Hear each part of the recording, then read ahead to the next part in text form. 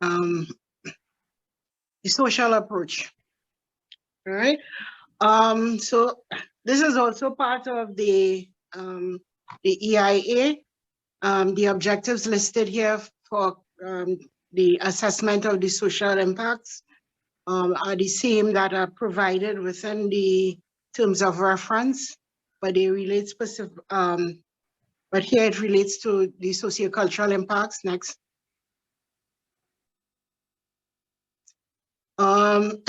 Adana went through the approach that will be taken. It's a similar approach. In this case, best practice, international best practices would be used with regards to the conduct of the SIA, the social impact assessment. Next.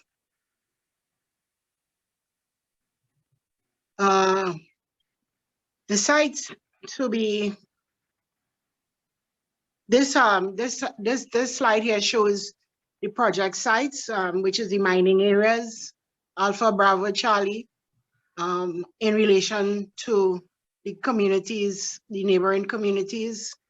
Again, you can see that these sites, these expanded mining sites will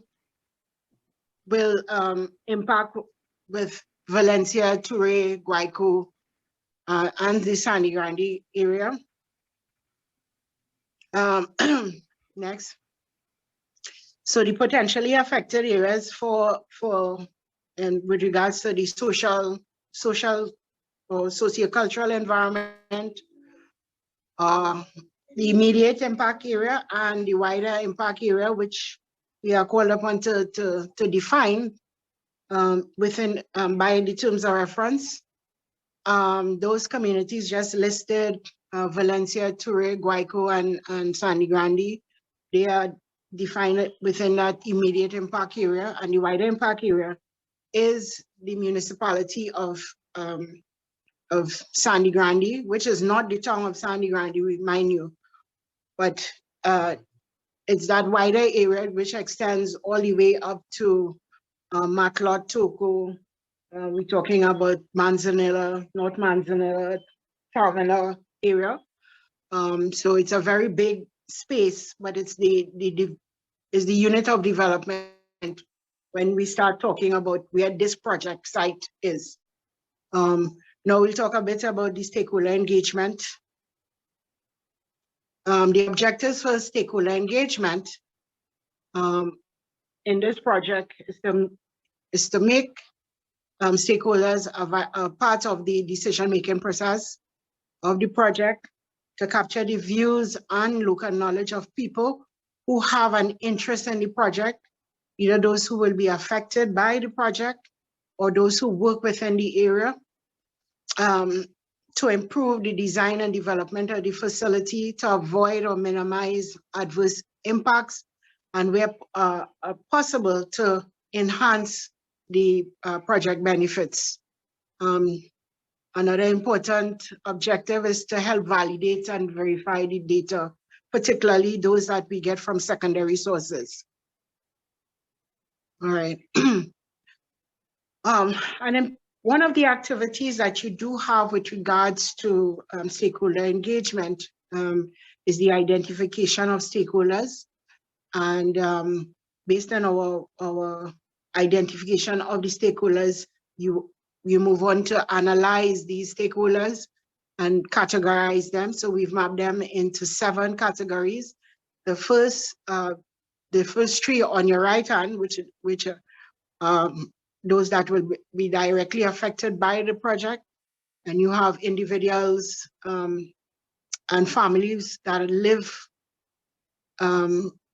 living within 100 meters of Ture Road and the Eastern Main Road within those communities. And of course, these will also include what we call the sensitive receptors, person who are more sensitive to the impacts themselves. And this will include individuals as well as institutions. It also includes persons who are seeking employment and their households, and local business operators within the community. We have the other categories or grouping of stakeholders. We have the road users, particularly those along the Eastern Main Road as well as Toure Road. We also have the political representatives and the burgesses, the burgesses of Sandy Grande.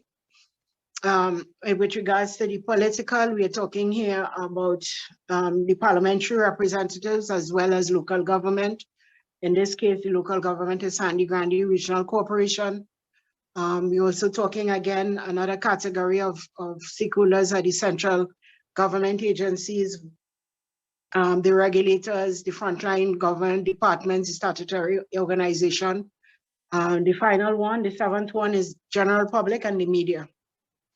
And our approach in stakeholder engagement, of course, before we do anything, is that we review information, secondary information, and we do this both with regards to the social impact assessment itself, as well as for the stakeholder engagement process. We develop profiles of the community, the municipalities, and the stakeholders. We also develop a list of stakeholders. Out of that list, we analyze them, as I said before, and we do what we call a stakeholder engagement mapping planning exercise, which the product of that is the stakeholder engagement plan, and it is that stakeholder engagement plan that we use to implement. We implement the activities within those plans. One of those activities is this public meeting here, and of course we have started interviews with stakeholders, both within Grande and the institutions that work within the area or regulate the quarry industry. Out of those we have discussion summaries, right? So the secondary information we have and the primary information that we collect during stakeholder engagement, we analyze the results, and that's our fourth step. And develop what we know. We identify and prioritize the development issues and challenges for these communities and also for stakeholders. We also identify and analyze the potential impacts and risks, and what folks say within these discussions are critical in coming up with the impact areas, these social impact areas. We also identify measures that will minimize negative impacts, adverse impacts, and to maximize the positive ones. The last thing we do is that you develop the stakeholder engagement report, which is a combination of all that we've done. And the draft, we also, as part of the social management plan, we have what is known as the we draft a project community engagement plan and the grievance redress mechanism. This engagement plan is to ensure that you have stakeholder engagement throughout the life of the facility. So that's from start to finish. And also the grievance mechanism is to ensure that the concerns and that stakeholders can have a mechanism whereby they can send in their grievances and concerns to national quarries for redress, right? So within a timely and unbiased manner. These, of course, will feed into the social impact assessment report, which feeds into the EIA report. And it is now part of the second public consultation. So the results of all these will be part of the public consultation, that second one. And it is finalized. These reports that it's done is finalized after that second public meeting. What we've done so far, so we've developed that stakeholder list. We've come up with the EIA stakeholder engagement plan. We ongoing activities with regards to the discussion summaries. We've sent out letters to over 50 agencies requesting meetings with them, and this will continue for quite a while until we have reached as many as we can. Of course, we have organized and now conducting this first public consultation. And we have also begun to describe, to do this description of the baseline conditions that is it within the communities and municipality. Moving on to the impact mitigation and management. Next. And before I do so, we need to talk a bit, just mention the impact significance. So whether or not the impacts that we identify as significant, we use 3 factors. The first is nature, the nature of the impact, whether they're positive or negative, the severity of the impact, how long the impact lasts, the scale of the impact, and whether the impact can be reversed or not. And we also apply what is known as a sensitivity factor, because now we're dealing with people, and you do know that people may have, some folks are more vulnerable, some groups are more vulnerable than others, and therefore that has to be factored in when we start talking about the significance of impact significance. Now we have, when we're dealing with the social management plan, Adana spoke about what is done with regards to the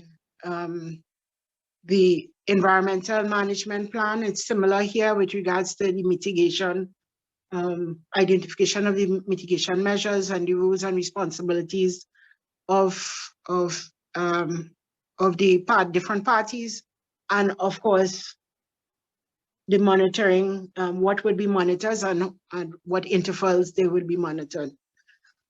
The same is done for enhancement measures. Unlike, this is specific with regards to social impact assessments. You also want to enhance positive benefits. So therefore you may have measures that can do so. So you try to maximize them as much as possible, these benefits.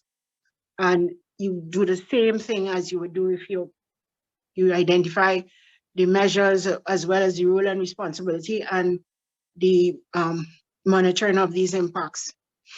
The community engagement plan, as I spoke before, again, it will have its own measures, but also included, we address community emergency response. If there's any emergencies on the plan that would affect the community, what are the steps that should be taken, and as well as addressing grievance redress. And this brings me to the end of my presentation.